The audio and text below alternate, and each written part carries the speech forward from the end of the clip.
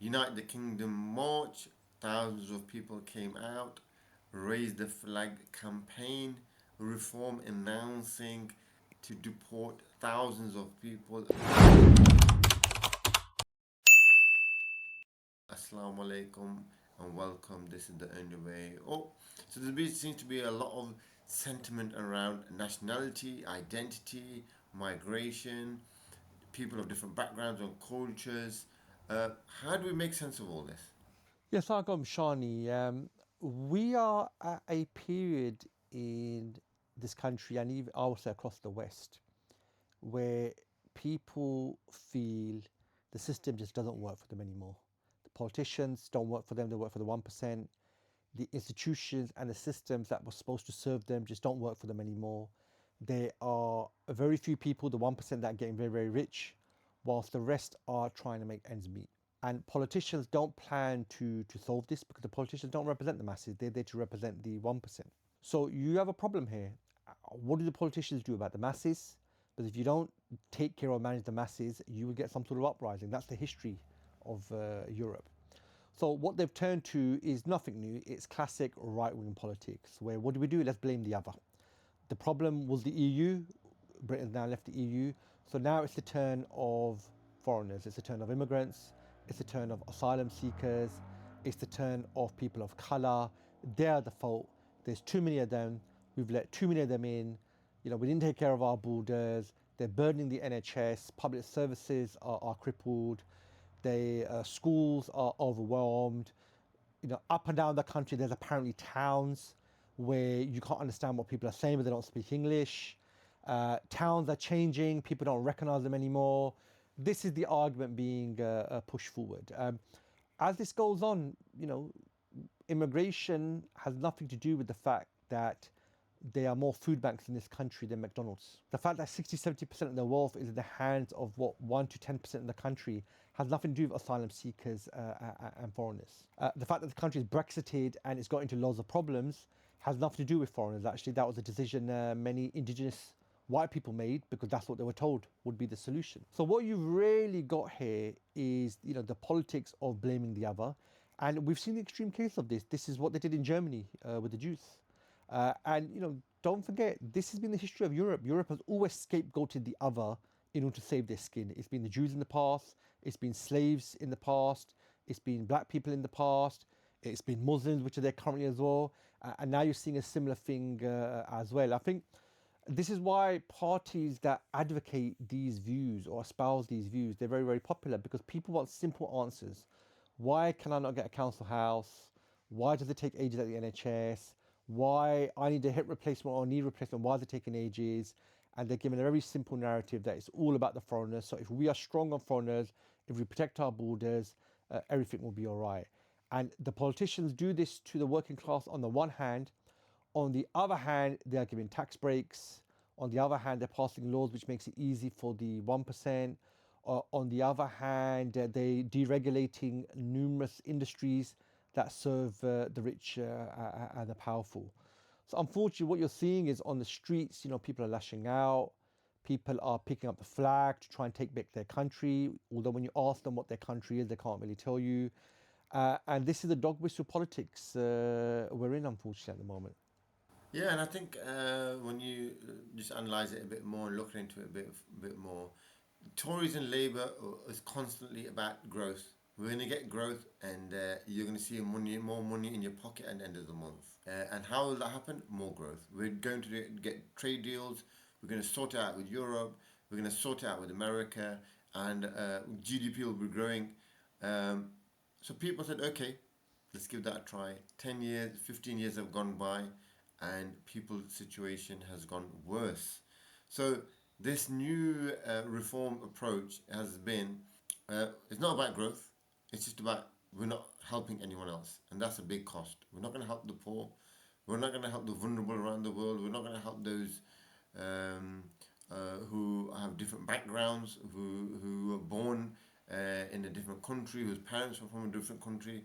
Uh, we're going to exclude them so that a large majority will be able to get more money and more funding. There is an argument that the numbers add up. But at the same time, how did we get to the situation where people are accepting other people's poverty? And that came about, again, there's nothing new, but the continuation of the system where the elite get everything and everyone else is struggling. Just looking at some rudimentary and crude data, between 2025 in the UK, wealth grew by approximately 20% uh, for the elite, and for everyone else, they're struggling. How does this make sense?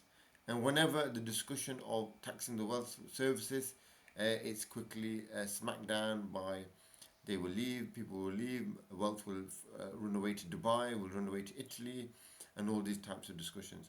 So you're in a situation where people have seen, maybe 10 years ago they went to get a payday loan once in a year to constantly having to get a payday loan. Maybe dipping into debt once or twice a year to be continuously in debt.